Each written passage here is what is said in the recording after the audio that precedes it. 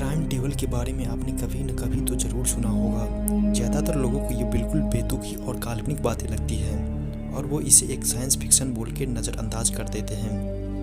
हालांकि विज्ञान की दुनिया में साइंस फिक्शन की बातें होती ही रहती है, पर कुछ चीज़ें ऐसी भी है जो असल है। सब कुछ बदल गया जब 1915 में आइंस्टाइन ने जनरल थ्योरी ऑफ रिलेटिविटी को बताया।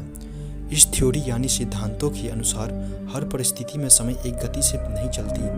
समय अपने आप को धीरे या तेज कर सकती है। दरअसल समय की फ्लो यानी बहाव आपके गति पर निर्भर करती है। ये सब बातें जो अभी सुन रहे हैं, ये सब थ्योरी ऑफ रियलिटी में वैज्ञानिक रूप से साबित हो चुके हैं। कुछ चीज़ें होती है जो असल ज़िंदगी में प्रयोग करने के बाद करी जाती हैं, जो वैज्ञानिक रूप से साबित हो चुकी होती हैं, और कुछ चीज़ें सैद्धांतिक रूप से साबित होती हैं। टाइम टेबल भी गणित के जरिए साबित करी जा चुकी है। इसका मतलब है कि समय यात्रा यानी टाइम टेबल बिल्कुल संभव है, क्योंकि जब इसे गणित के जरिए वैधानिक रूप से साबित किया जा चुका है, तब यह साइंस फिक्शन तो बिल्कुल भी नहीं है। टाइम टेबल दो तरीक़ों से होती है। पहला नंबर, समय को तेज़ी से पार करके भविष्य में जाना, और दूसरा समय में पीछे जाना। इस वीडियो में आपको समय यात्रा के बारे में जो कुछ भी जानना है वो सब पता चलेगा। जैसा कि मैंने कहा कि समय आपके स्पीड पर निर्भर होती है, तो समय यात्रा भी आपके स्पीड से ही संभव है। इस यूनिवर्स की एक स्पीड लिमिटेड है, यानी गति की सीमा है, जो कि 2,99,337 किलोमीटर प्रति सेकेंड है। मतलब कि आप इस गति से ज़्यादा ट्रैवल नहीं कर सकते। प्रकृति के नियम आपको ऐसा नहीं करने देंगे। मतलब आप कुछ भी कर ले, आप इस गति से ज़्यादा तेज़ी से नहीं जा सकते। मान लीजिए हम सब ने एक मिलकर एक ऐसा अंतरिक्ष यान बनाया जो लाइट के स्पीड के 99% स्पीड पे ट्रैवल कर सकती है। वो अंतरिक्ष यान स्पीड लिमिटेड को तो नहीं तोड़ सकती, लेकिन मान लीजिए कि वो स्पीड लिमिटेड के बहुत ही क्लोज यानी उसके बहुत ही करीब पहुंच गई है, तो इसका अंजाम जानते हैं आप क्या होगा। एक एक्सपेरिमेंट में टाइम टेबल को साबित किया गया, पर केवल कुछ नैनो सेकंड के लिए। ये कोई ज़्यादा समय तो नहीं, लेकिन इससे हमें ये तो पता ही चलता ही है कि टाइम टेबल करना असल में काल्पनिक नहीं बल्कि वाकई में संभव है। ये एक्सपेरिमेंट अक्टूबर 1971 में किया गया था और उसका नाम है फेल-केटिंग एक्सपेरिमेंट। एस्ट्रोनॉमिकल रिसर्च केटिंग ने 4 एटॉमिक क्लॉक यानी परमाणु घड़ी को लेकर उड़ान भरा और उन्होंने पूरे धरती का 2 चक्कर लगाया।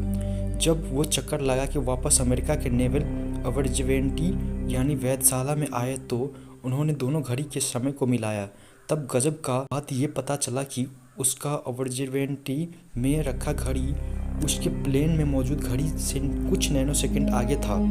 अगर इसे हम एक उदाहरण से समझें, तो अगर दोनों घड़ी का समय शुरुआत में 4 घंटा 10 मिनट और 10 करोड़ 10 लाख नैनो सेकंड था, और अगर हम मान लें कि वो ठीक 4 घंटे के बाद वापस धरती पर आए, तब दोनों घड़ी का समय 4:10 और 10 करोड़ 10 लाख नैनो सेकंड होना चाहिए।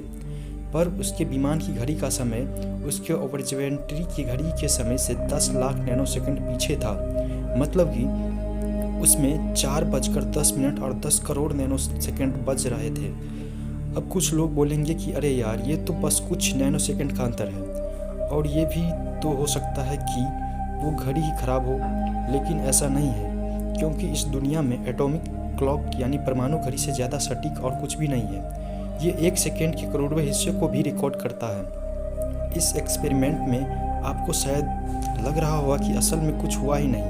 क्या प्लेन में रखी घड़ी स्लो हुई होगी या फिर धरती पर रखी घड़ी तेज होगी?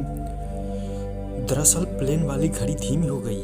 इसका परिणाम क्या हुआ? इससे हमें क्या सीखने को मिला? इससे हमें ये जानने को मिला कि जो जितनी तेज़ी से चलेगी उसकी समय की रफ्तार उतनी कम होगी। ये अब तक के इतिहास का एकमात्र साबित किया गया एक्सपेरिमेंट था। धरती पर रखी घड़ी तो एक जगह स्थिर थी, और वो विमान में रखी घड़ी 900 किलोमीटर प्रति घंटे से ट्रैवल कर रही थी। इसका मतलब यह है कि कोई भी चीज़ जो गति में है उसके लिए समय धीमा हो जाता है। और एक बात जो आपको सुनने में अजीब लगेगा, लेकिन वो पूरी तरह से सच है, वो ये है कि जब आप किसी बस या गाड़ी में घूम रहे होते हैं, तब आपके लिए समय धीमा हो जाता है। उसके मुकाबले जब आप घर पे बैठे होते हैं, ज़्यादा फर्क नहीं पड़ता, पर मिली सेकंड के करोड़वें हिस्से का फर्क तो ज़रूर पड़ता है। इससे हमें पता चलता है कि हम समय में आगे जा सकते हैं इस अंतरिक्ष यान वाली तकनीक से। मतलब हाँ, समय में आगे जाना बिल्कुल संभव है। आप बहुत बहुत तेज़ी से ट्रैवल कर सकते तो